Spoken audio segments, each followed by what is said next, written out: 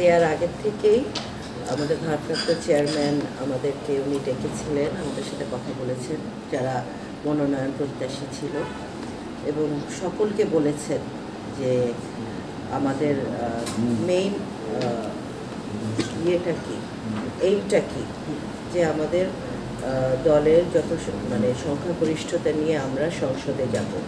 দল যখন ক্ষমতায় থাকবে তখনই তো আপনি মনোনয়ন না পেলেও একটি দলে একটি পদ থাকলেও এটা আপনার অনেক বড়।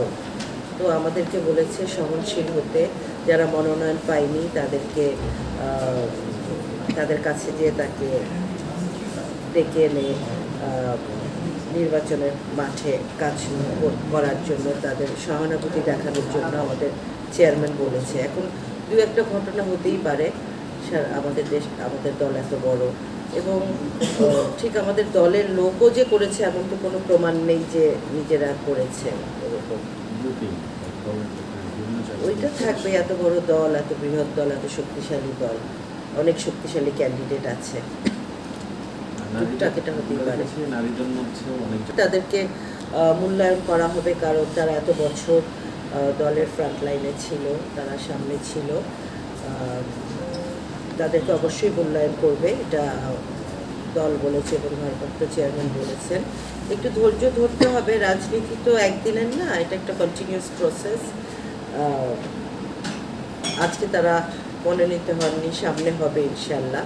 আবার মহিলাদের জন্য তো সিলেকশন সিট আছে, ওই ব্যবস্থাটা আছে, আমরা ওখানেও তারা হতে পারে। আর ভোটের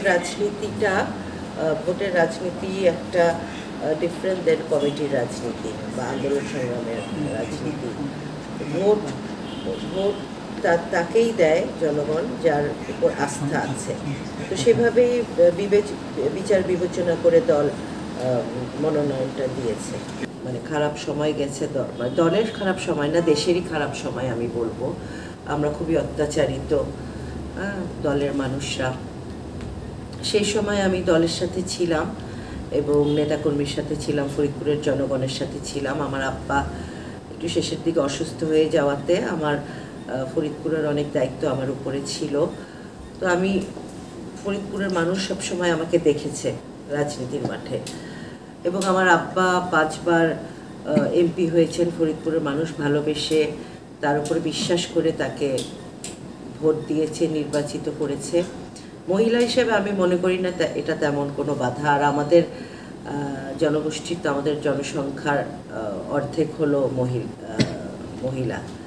তো তাদেরকে যদি আমি মোটিভেট করতে পারি এবং তারা খুবই আনন্দিত একটা মহিলাকে ভোট দিবে, তারা তাদের সুখ দুঃখের কথা বলতে পারবে।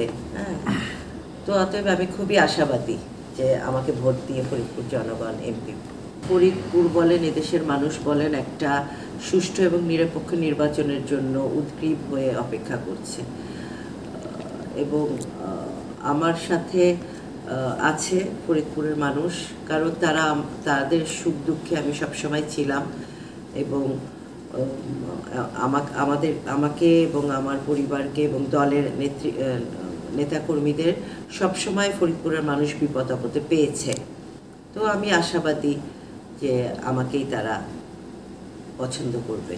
বিজয় হওয়ার পরে অনেক কাজ আছে আসলে করার, কত কোনটা ছেড়ে কোনটা বলবো। প্রথমে মানুষের যে মৌলিক অধিকারগুলো, অন্ন বস্ত্র বাসস্থান, সেটা নিশ্চিত করতে হবে।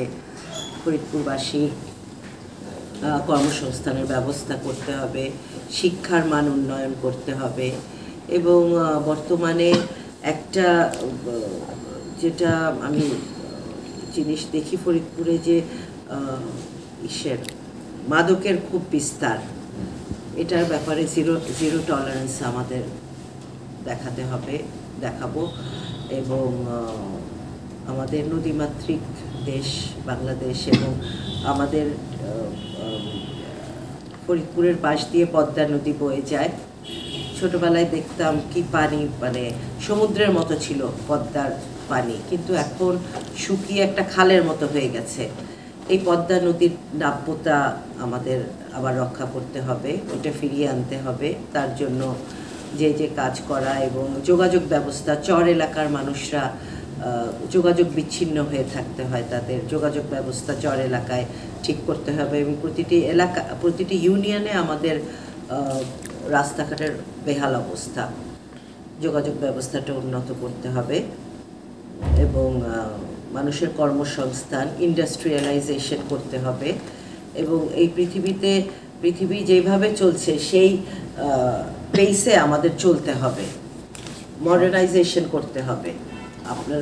আপনারা জানেন যে আমাদের দল যতদিন ক্ষমতায় ছিল এদেশের মানুষ নিরাপদে ছিল, শান্তিতে ছিল এবং এদেশের অর্থনীতিও অনেক উন্নত অবস্থায় চলে গেছিল।